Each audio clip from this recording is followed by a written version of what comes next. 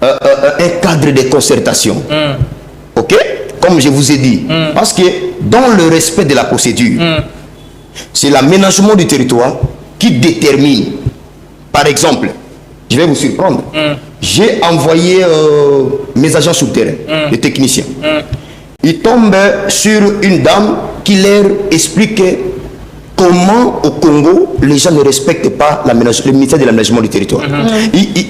Qu'est-ce que la femme me dit?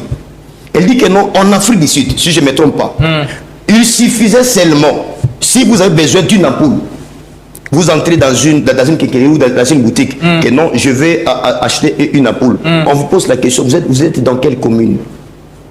Ok. Parce qu'on sait que non, ceux qui, par exemple, les gens de Lingua là, ne peuvent utiliser que telle ampoule. Oh. Ah, c'est comme ça. Donc, ça dit quoi? Comme je dis que non, la propriété, l'embellissement font partie de l'aménagement du territoire. Ok. Donc, l'aménagement du territoire, c'est un grand ministère. Si les politiques, les autorités politico-administratives mettent leurs intelligences en œuvre, il n'y aura pas un ministère qui pourra faire face au ministère de l'aménagement du territoire. Moi, j'ai conseillé seulement à tout celui qui a une signature quelque part de ne pas octroyer le droit ou concéder les droits de jouissance aux tierces personnes ou à la personne qui démonte un espace aussi longtemps que vous savez que vous n'avez pas cette attribution-là, même pas cette qualité. Mais les gens les font. Les gens les font par mauvaise foi. Vraiment.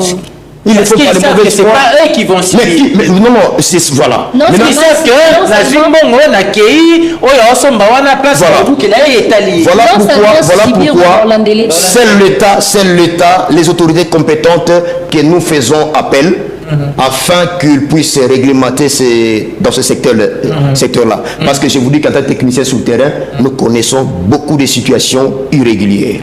Et ça ne permet pas au ministère d'aménagement d'évoluer. Il y a des gens qui sont là par mauvaise foi, qui combattent le ministère. Mais l'aménagement, c'est pour les Congolais. C'est pour les Congolais. Pourquoi les gens veulent toujours que non, il faut les combattre? Non.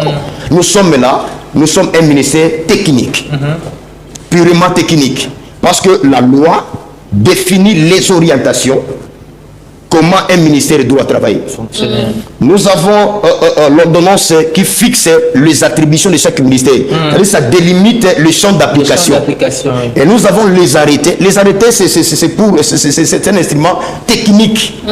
Par exemple, nous avons un arrêté conjoint, nous, au niveau de la vie pour les Kinshasa.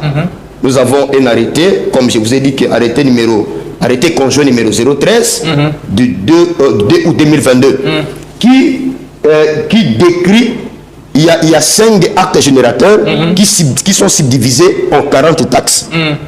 Ok? Donc, parmi les attributions que d'autres secteurs, entre autres l'urbanisme, l'urbanisme a plusieurs attributions.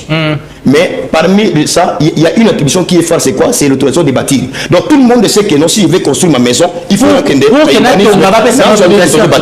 moi, j'aimerais aussi que cela reste dans la tête des Congolais. Ça dit que non, si vous voulez construire une maison, commencez d'abord aussi à l'aménagement pour avis technique sur les documents où il y a octroyé. C'est ce que tu vas construire. Voilà. Parce qu'on doit faire, ça dit quoi? L'étude doit se faire au niveau du ministère de l'aménagement du territoire, l'étude du sol. D'accord. Merci beaucoup. Un avis technique. Merci Parce beaucoup. que s'il n'y a pas un avis technique, lorsque vous construisez, on vient. On détruit. Vous perdez votre argent. Merci beaucoup, Nabi, d'être passé, messieurs. Vous êtes expert dans le secteur de l'aménagement du territoire. Je rappelle ici aussi que vous êtes quelqu'un dans ce domaine et très averti par rapport à ça. Merci de nous avoir fait tourner Nakati Mambouana parce que c'est un sujet qui dérange, mais la technicien. Merci quand même de nous avoir fait. C'est moi qui vous remercie. Je pense que ça ne sera plus la dernière fois. Si Dieu nous prête vie, on aura toujours sollicité s'il y a moyen de passer. Merci bien. Alors,